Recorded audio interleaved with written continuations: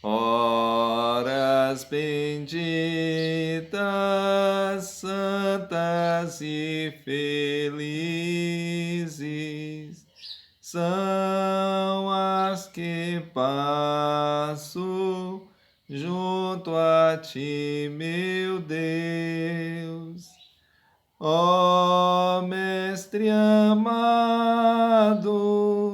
Criador divino, do santo sábado tu és Senhor. Olá, meu amigo, olá, minha amiga. Desde já um feliz sábado para você, para sua família. Que Deus possa estar abençoando o seu dia, que Deus possa estar abençoando o seu lar. Peço a você que se ainda não foi inscrito em nosso canal, Jesus é Manuel, tem um botãozinho logo abaixo, inscrever-se, e você fazendo isso, você vai estar nos ajudando. Peço também que se você gostar desse vídeo, compartilhe com as pessoas que você ama e vamos juntos semear a palavra do Senhor Jesus. Convido você que pegue a sua Bíblia, já estou com a minha em minhas mãos, e vamos estudar as Sagradas Escrituras.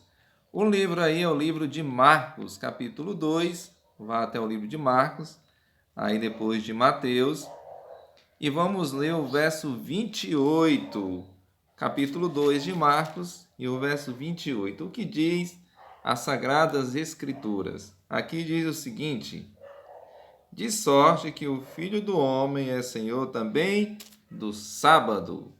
Quem está dizendo essas palavras é Jesus. E aqui Jesus está dizendo que ele é Senhor do sábado. Mas só que nós temos que compreender aqui o contexto. O que acontece aqui?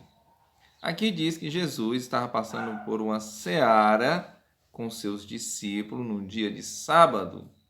E os discípulos colhem espigas para comer. E os fariseus, vendo isso, vão até Jesus e questionam Jesus, dizendo o seguinte: olha, por que os seus discípulos fazem o que não é lícito fazer no sábado? Ou seja, os fariseus estavam dizendo para Jesus que os discípulos estavam quebrando o sábado. Mas um fato que chama a atenção é que Jesus ele se defende contando um relato que aconteceu com Davi, ou seja, Davi ele entra na casa de Deus e ele come os pães da proposição que não era lícito comer, mas somente o sacerdote. E Davi não só come, como dá aos seus companheiros. Esse então aqui é o contexto da história. Mas eu quero me aprofundar mais com você nessa parte em que Jesus diz o seguinte, o verso 28. Vamos ler novamente? Nos diz assim: de sorte que o Filho do Homem é Senhor também do sábado. Por que Jesus usa então essa expressão? O Filho do Homem é Senhor do sábado.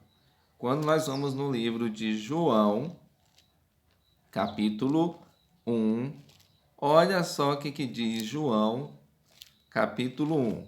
Pega a sua Bíblia, estou folheando a minha, e vamos ler juntos. Nos diz o seguinte, capítulo 1, a partir do verso 1, que diz assim: no princípio era o Verbo, e o Verbo estava com Deus, e o Verbo era Deus. Ele estava no princípio com Deus. Todas as coisas foram feitas por intermédio dele, e sem ele nada do que foi feito se fez. Você percebe que aqui diz que no princípio o Verbo estava com Deus e o Verbo era Deus. Mas um fato que chama a atenção é que todas as coisas foram feitas por ele e por intermédio dele. Aqui está falando de quem? Da pessoa do Senhor Jesus. Você quer ver uma prova disso? O verso 14 diz assim: olha só, e o Verbo, olha só, e o Verbo que estava com Deus e era Deus, se fez carne e habitou entre nós, cheio de graça e de verdade, e vimos a sua glória como a glória do unigênito do Pai.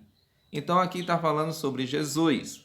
Então todas as coisas foram criadas por Jesus e por intermédio dele.